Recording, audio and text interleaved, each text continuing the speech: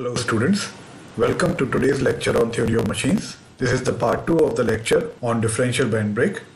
In part 1 of this lecture, we discussed about the construction details of the differential band brake and learned about the direction of force applied in case when the distance A is greater than B and when A is less than B. We also discussed about the factors on which the effectiveness of the force applied depends, namely the direction of rotation of the drum, ratio of lengths A and B, and the direction of applied force. We further discussed the first configuration of differential band brake in which the distance A is greater than B and the force is applied in the downward direction on the lever. We derived the equation of force applied both in case of counterclockwise rotation and in case of clockwise rotation in this configuration and learned about the condition of self-locking in case of clockwise rotation of this configuration. That is, if A is greater than B and force is applied in the downward direction on the lever and drum is rotating in the clockwise direction, and if T2 by T1 is less than or equal to A by B, then the brake will be self-locking brake. In today's lecture, we will discuss the second configuration of the differential band brake and try to derive the relation for the applied force. We will also analyze whether this configuration will be self-locking or not. If yes, then what will be the condition of self-locking? We will analyze the configuration both in clockwise and counterclockwise directions. So let's start with the second configuration of the differential band brake, that is when the distance A is less than B and the force is applied in the upward direction on the lever. Force P is applied in the upward direction, then in that case this portion of the band will be lifted upwards and the band will be tightened and the brake will be applied. If the force is applied in the downward direction in this configuration, then the band will be loosened and the brake will not be applied. So let us first see the counterclockwise rotation of the drum in this case. So when the drum is rotating in the counterclockwise direction, then this side of the belt will be the tight side having tension T1 and this side of the belt will become flex side having tension T2. Now this will be the free body diagram of the lever having forces P, T1 and T2 again. Now taking moments about the fulcrum point O, we have T1 will be rotating the lever in the anti-clockwise direction. So it will have a positive moment with the magnitude of T1 into the perpendicular distance A. And P will also have an anti-clockwise rotation. So it will also have a positive moment with the magnitude P into L. But T2 will be rotating in the clockwise direction. So T2 will be having a negative moment with the magnitude T2 into P.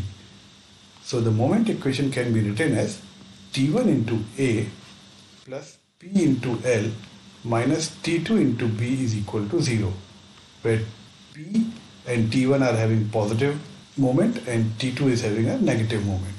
So from here we can have the value of P as T2B minus T1A divided by L. Now here also, as T2 is less than T1 and B is greater than A. So this brake will be effective as long as T2B is greater than T1A or T2 by T1 is greater than A by B. So this brake will be effective as long as the ratio of T2 to T1 is greater than A by B. Now what will happen if T2B will become less than or equal to T1A? In that case, P will be either negative or 0. So the brake will be self-locking brake. So when T2 by T1 is less than or equal to A by B, then P is 0 or negative. That is, the brake becomes self-locking as no force is needed to apply the brake. Once the brake has been engaged, no further force is required to stop the rotation of the drum. So in case of A is less than B and P is acting upwards, if T2 upon T1 will be less than or equal to A upon B, then this configuration of the brake will be self-locking brake. So moving ahead with the clockwise rotation of the drum. When the drum is rotating in the clockwise direction, so this side of the band will become the tight side and this side of the band will become the slack side. The tight side is having the tension T1 and slack side is having the tension T2.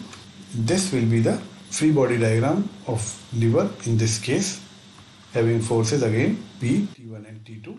Now taking moments about the fulcrum point O, we have T2 will rotate the lever in the anti-clockwise direction, so the moment will be positive and the magnitude will be T2 into A. Similarly, P will be also rotating the lever in the anti-clockwise direction, so the moment of P will also be positive with the magnitude P into L. But the moment of T1 will be negative as it will be rotating in the clockwise direction, and the magnitude of the moment of T1 will be T1 into B. So writing the moment equation, we have P into L plus T2 into A minus T1 into B will be equal to 0. So P and T2 are having positive moments and T1 is having the negative moment. So from here we can have P is equal to T1B minus T2A upon L. Now as T1 is greater than T2 and also B is greater than A or A is less than B, then under all conditions P will always be positive. So under all conditions the effectiveness of the brake will depend upon the force P.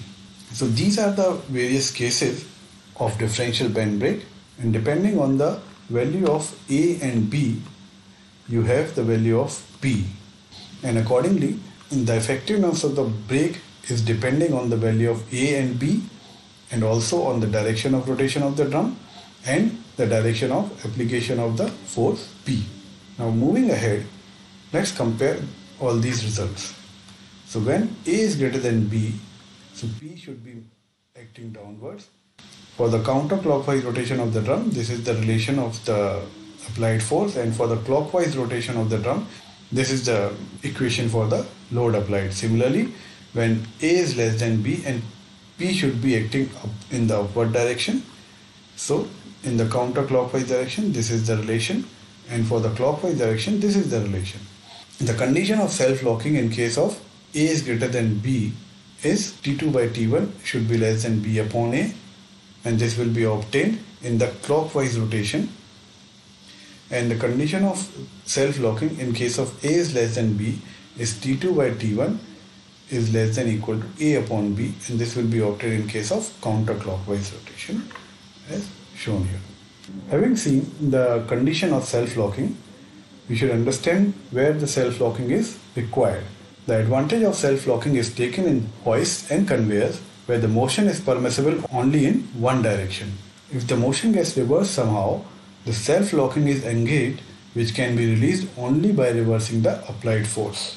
Now, having seen all these relations, we should now discuss about the effectiveness of the differential brake. The brake is said to be more effective when maximum braking force is applied with the least effort P. For the case 1, when A is greater than B and P is applied in the downward direction, the effort P required is less when the rotation is clockwise, assuming that the brake is effective. And similarly, for the case 2, when A is less than B and the force P is applied in the upward direction, the effort P required is less when the rotation is in the counterclockwise direction, assuming the brake is effective. So, in case of A is greater than B, clockwise rotation will be more effective, and in case of A is less than B, counterclockwise rotation will be more effective.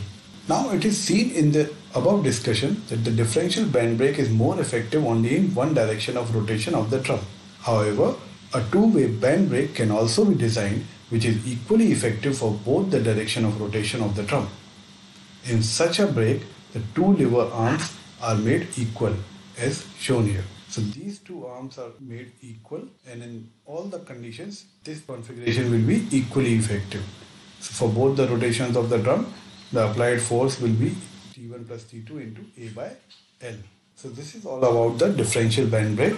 I hope you have understood the various configurations of the differential bend brake and the equation of the applied force P, and also the conditions of self-locking in case of differential bend brake. I also hope that you have understood the criteria for effectiveness of the differential brake. So this is all for today's lecture. In the next lecture, we will solve some numerical problems based on differential bend brake. In case of any doubts, feel free to contact me. Thank you.